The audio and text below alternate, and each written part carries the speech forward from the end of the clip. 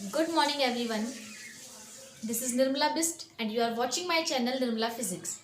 Today we are going to discuss about a very interesting topic Coulomb's law in electrostatics. Okay? तो देखिए बच्चों, आज हम बात करेंगे Coulomb's law in electrostatics की. देखिए बच्चों, स्टार्टिंग से चलते हैं थोड़ा सा. हमें पता है, we know that, आप सभी जानते हैं, केवल मैं ही नहीं जानती हूँ. देखिए हमारे पास दो चार्ज, अगर हमारे पास सिमिलर चार्ज है, ये आप सबको पता है कि जो सिमिलर चार्ज होते हैं वो क्या करते हैं बच्चों, एक दूसरे को रिपल करते हैं. ठीक है, जो सेम काइंड ऑफ चार्ज होते हैं, ये पॉजिटिव चार्ज है, सिमिलर, अपने सिमिलर चार्ज मीन्स पॉजिटिव को क्या करेगा, रिपल करेगा, धक्का देगा, भाग यहाँ से. ऐसे ही हमारे पास जो ये वाला चार्ज है, ये इसको रिपल करेगा. ठीक है, मीन्स पॉजिटिव पॉजिटिव को रिपल करेगा और नेगेटिव नेगेटिव को रिपल करेगा. ठीक है, similar charge repel each other. ठीक है, फोर्स ऑफ रिपल्सन लगेगा. और अगर हम बात करते हैं बच्चों similar opposite kind of charge की, तो पॉजिटिव करेगा नेगेटिव को अट्रैक्ट, नेगेटिव करेगा पॉजिटिव को अट्रैक्ट. ये बात हम सबको पता है, जो हमने अपने लास्ट लेक्चर्स में हमने कंप्लीट कर लिया है. ठीक है, मीन्स ठीक हो. अब बच्चों ये तो हमने पता लगा लिया कि similar charge attracts each other, similar charge repel each other and opposite charge attracts each other. But how much?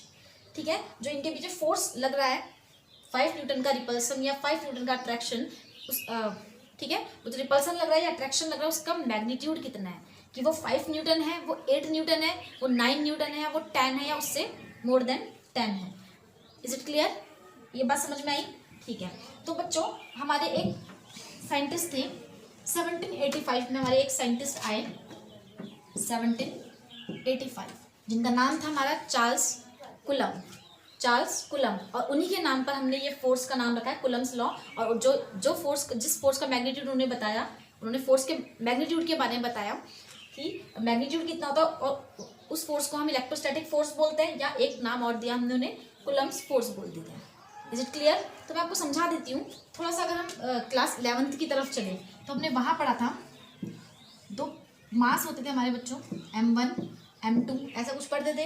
इनके बीच में दो, हमारे यूनिवर्स में जितने भी हमारे मासेस हैं, कोई भी 2 बॉडीज़ हैं, वो एक दूसरे को एक अट्रैक्शन के फोर्स से, एक फोर्स लगता है उनके बीच में, फोर्स ऑफ अट्रैक्शन, ऐसा पढ़ते थे कुछ. उनका जो मास, उस फोर्स का जो मैग्नीट्यूड होता है वो डायरेक्टली प्रोपोर्शनल होता है दोनों प्रोडक्ट ऑफ मास के, दोनों मास के प्रोडक्ट के, और इन्वर्सली प्रोपोर्शनल होता है उनके बीच की जो डिस्टेंस है, सेंटर्स के बीच की जो डिस्टेंस है उसके स्क्वायर की. तो ऐसा ही कुछ हमने यहाँ पर पढ़ना है. बट डिफरेंस क्या होगा, ये फोर्स ऑफ अट्रैक्शन था, और जो हमारे कूलम्स लॉ में हम फोर्स की वैल्यू पढ़ेंगे वो होगा हमारा बच्चों क्या, 2 पॉइंट चार्ज के, जो 2 पॉइंट चार्ज के बीच में लगेगा. और वो हमारा केवल अट्रैक्शन का फोर्स नहीं होगा, वो फोर्स हमारा फोर्स ऑफ अट्रैक्शन भी हो सकता है, may be force of repulsive भी हो सकता है. ठीक है, तो यहाँ पर हम लेंगे, सपोज बच्चों 2 पॉइंट चार्ज है, एक पॉइंट चार्ज है हमारा Q1, दूसरा पॉइंट चार्ज है हमारा Q2. इनके बीच में हमारे कुछ ना, ये कुछ separated by a distance R. इनके बीच की जो डिस्टेंस है हमारी वो कितनी है बच्चों, R है. ठीक है, तो ऐसा देखा गया कि इन्होंने, कूलम्स लॉ ने ये हमारा एक्सपेरिमेंटली प्रूव करके बताया कि जो इनके बीच में फोर्स ऑफ रिपल्सन हो या फोर्स ऑफ अट्रैक्शन हो, वो तो डिपेंड करेगा कि वो फोर्स ऑफ रिपल्सन है या अट्रैक्शन है, इन पॉइंट, जो हमारे पॉइंट चार्ज हैं उनके नेचर के अकॉर्डिंग. Is it clear? तो देखो कैसा होता है, जो हमारा फोर्स है, magnitude of the force is directly proportional to the product of these charge. ये जो 2 चार्ज है हमारे, इनके बीच जो प्रोडक्ट होगी, ठीक है, उसके डायरेक्टली प्रोपोर्शनल. इट मीन्स, देखो बच्चों, डायरेक्टली प्रोपोर्शनल का मतलब होता है सीधा सीधा इफेक्ट. जितना ज़्यादा चार्ज होगा मल्टीप्लाई करके हमारे पास उतना ज़्यादा क्वांटिटी आएगी. तो जब ये क्वांटिटी बढ़ेगी तो ये फोर्स भी बढ़ेगा. मतलब ज़्यादा चार्ज होगा तो ज़्यादा फोर्स लगाना पड़ेगा, और कम चार्ज होगा तो फोर्स भी हमारा कम लगेगा. अब वो फोर्स हमारा रिपल्सिव भी हो सकता है या अट्रैक्टिव भी हो सकता है. ठीक है, बात करते हैं डिस्टेंस पे कैसे डिपेंड करते हैं. देखिए बच्चों, जैसे कि हम आगे क्लास में चलते हैं, एक क्लास है हमारे पास, उसमें मैं टीचर हूँ, आप सब हमारे स्टूडेंट हैं. हमें बेंचेस लगी होती हैं, वहाँ का जो अरेंजमेंट देखा जाए तो वो एक बेंच होती है, 2 बेंच होती है, 3, ऐसे करके हमारी बहुत सारी रोज बनी होती हैं. ठीक है, रो होती हैं. तो जो हमारा सबसे आगे वाला बच्चा होता है, जिससे मेरी डिस्टेंस बहुत कम है, तो मेरा उस पर इफेक्ट ज़्यादा होगा. समझ में आ रहा है बच्चों? ठीक है। और अगर जो जितने दूर होता है बच्चा, डिस्टेंस बढ़ती है, तो मेरा इफेक्ट उस पर कम होगा। वो हल्ला भी मचा सकता है, वो कुछ भी कर सकता है, बंक भी मार सकता है, ऐसा भी हो जाता है कई कई स्कूलों में। ठीक है। तो होता है क्या बच्चों, देखो जितनी कम डिस्टेंस होगी फोर्स उतना ज़्यादा लगेगा, और डिस्टेंस कम ज़्यादा होगी तो फोर्स कम लगेगा। ठीक है। तो उल्टा इफेक्ट पड़ा है। ठीक है। अपोजिट इफेक्ट है, इन्वर्स वाला इफेक्ट है। तो डिस्टेंस बढ़ेगी तो फोर्स घटेगा, डिस्टेंस ज़्यादा होगी तो फोर्स कम हो जाएगा। वो भी बच्चों केवल डिस्टेंस के साथ वेरीज नहीं करेगा, डिस्टेंस के स्क्वायर के इनवर्सली प्रोपोर्शनल होगा। ठीक है। किसने बताया ये? चार्ल्स कुलम्ब ने बताया कि the force of attraction between 2 point charge the magnitude of the force acting between two point charge is directly proportional to the product of these charge and inversely proportional to the distance, inversely proportional to the square of the distance between these two charges. Is it clear? अब देखो क्या होता है। पहले इसका statement लिखेंगे आप, मैं आपको लिखाऊंगी। देखिए, कंबाइनिंग 1 and 2, ठीक है, from equation first and second we have, देखिए बच्चों इन दोनों रूल्स को हम कंबाइन करेंगे, हमको एक लॉ प्राप्त होगा। ठीक है। इसकी वैल्यू हमारी क्या है? ये हो जाएगा हमारा Q1 Q2 upon R square.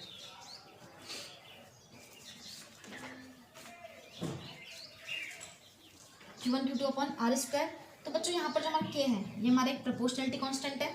ठीक है। हेयर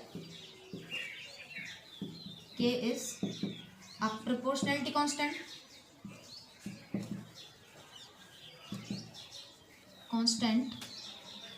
नोन एज, जिसको हम क्या बोलते हैं, इसका force constant, electrostatic force constant, electrostatic force constant,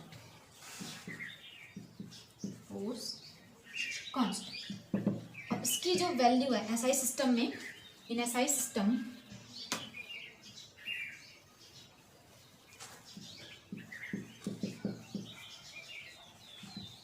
इसकी जो वैल्यू हमारी के होता है हमारा 1/4 एप्सिलॉन नॉट। क्या होता है बच्चों? 4 एप्सिलॉन नॉट,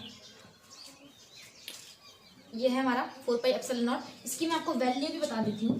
बताते हैं अभी एप्सिलॉन नॉट क्या हमारा, 9 × 10⁹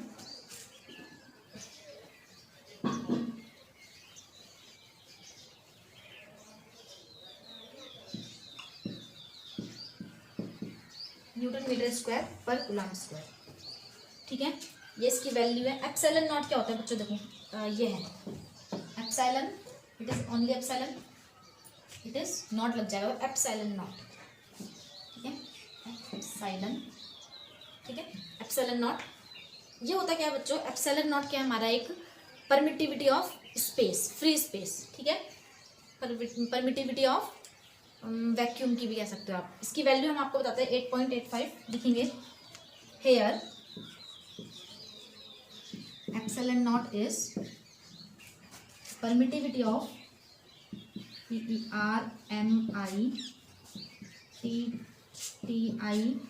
PERMITTIVI, परमिटिविटी ऑफ वैक्यूम या फ्री स्पेस,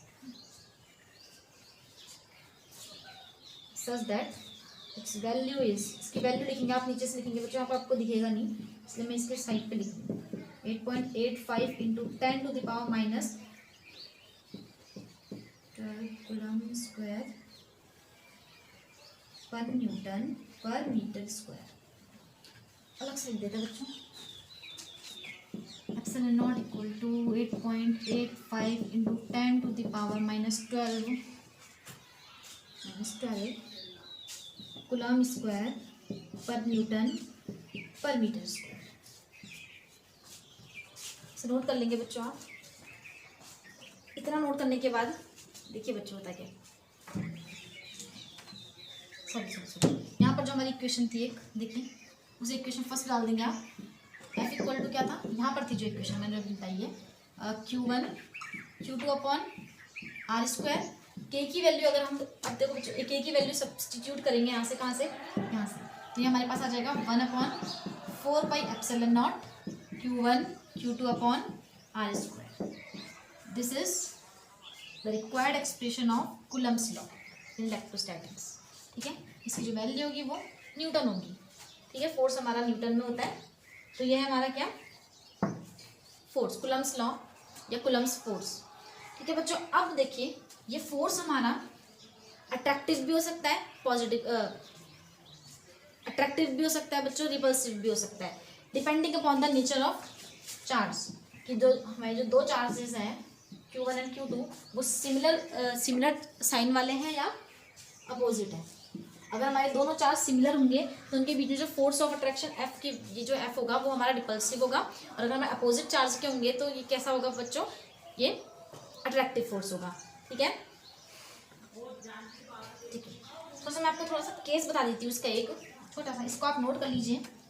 डेफिनेशन लिखेंगे ज़रूर बच्चों, सुनो, ये डेरिवेशन करने से पहले आप लिखेंगे according to the coulomb's law in electrostatic the magnitude of the force, note भी करते रहें, the magnitude of the force between 2 point charges is directly proportional to the product of the charge and inversely proportional to the square of the distance between them,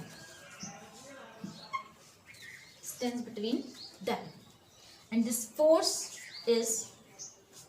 force acts along a line joining them। ठीक है, इन दोनों को जो join करने वाली line है उसी के अलॉन्ग होगा, इसके अलॉन्ग काम करेगा। Is it clear? अब देखिए बच्चों, थोड़ा सा एक नोट डाल देंगे स्पेशल केस, क्योंकि हो सकता है आपको हायर कॉम्पिटिटिव लेवल में पूछ ले या फिर आपके एग्जाम में पूछ ले, क्योंकि छोटे से छोटे क्वेश्चन भी कभी कभी हमको एकदम से हिला देता है। ठीक है, स्पेशल केस ज़्यादा स्पेशल नहीं है, बस आपको पता है वो, लेकिन आपको कभी दिमाग ना चले क्वेश्चन में, अगर ऐसा क्वेश्चन आ गया तो। ठीक है, इफ इन केस हमारे पास Q1 और Q2 दोनों कैसे है बच्चों, सिमिलर चार्ज है। Similar charge means Q1 is positive and Q2 is also positive. Clear? Sign लगाएंगे बच्चों, F की वैल्यू निकालेंगे, देन हमारे पास क्या आएगा, 1/4πε0। Q1 हमारा हो जाएगा पॉजिटिव, Q2 भी हो गया हमारा बच्चों पॉजिटिव। देखिए बच्चों, डिस्टेंस कभी नेगेटिव हो नहीं सकती, अगर नेगेटिव मान लो कर दी तो स्क्वायर है तो पॉजिटिव हो जाएगा। 4πε0 की वैल्यू भी हमारी पॉजिटिव है, इसकी वैल्यू भी पॉजिटिव है, नेगेटिव नहीं है, तो पॉजिटिव प्लस प्लस प्लस, तो हमारे पास कैसी वैल्यू आएगी फोर्स की बच्चों, पॉजिटिव वैल्यू आएगी। फोर्स कैसा मिलेगा हमको, पॉजिटिव फोर्स मिलेगा। ठीक है, तो इट मीन्स, या आप ऐसे कह सकते हो F इक्वल टू पॉजिटिव। तो बच्चों ध्यान रखिएगा, इस केस में बात करें, इफ, यही केस है स्पेशल केस का पहला, if Q1 is negative and Q2 is also negative. Similar charge की बात हो रही है बच्चों, पॉजिटिव पॉजिटिव या फिर नेगेटिव नेगेटिव, दोनों हमारे नेगेटिव है, तो इस केस में भी हमारे पास आप रख के देख लेंगे, माइनस माइनस प्लस हो जाएगा तो पॉजिटिव बनेगा। इट मीन्स जब भी हमारे पास फोर्स, किसी फोर्स की वैल्यू पॉजिटिव आ रही है, चार्ज की साइन रखने के बाद पॉजिटिव आ रही है, तो जो हमारा फोर्स होगा वो कैसा होगा, रिपल्सिव फोर्स होगा। F equal to positive shows that F is a force of repulsion। कैसा फोर्स है बच्चों, रिपल्सन का फोर्स। ठीक है, और अगर हम बात करें अट्रैक्टिव फोर्स की, तो इसमें से एक को पॉजिटिव ले लीजिए और एक को नेगेटिव, इसको नेगेटिव ले लेंगे, या फिर यहाँ पर आप करेंगे इसको पॉजिटिव और इसको नेगेटिव, तो हमारे पास जो फोर्स आएगा, देखो बच्चों, एक में माइनस रखेंगे, दूसरे में प्लस रखो, या फिर इधर बात करेंगे 1/4πε0 हो जाएगा पॉजिटिव Q1 और नेगेटिव है हमारे पास Q2 upon R² plus minus minus value आएगी, नेगेटिव वैल्यू आएगी फोर्स की, और यहाँ पर भी प्लस माइनस माइनस, यहाँ पर हमारी नेगेटिव आएगी, negative sign shows that F is a force of attraction, क्योंकि हमें पता है भाई कि अपोजिट चार्ज में क्या लगता है बच्चों, फोर्स ऑफ अट्रैक्शन लगता है। नोट कर लीजिए इसको।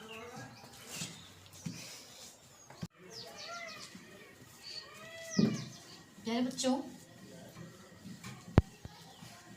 इसका जो अगला टॉपिक है हमारा coulomb's law in vector form, वो हम अगले लेक्चर में करेंगे, क्योंकि बच्चों वीडियो बहुत लंबी हो जा रही है, जिसे अपलोड होने में बहुत टाइम लग जा रहा है।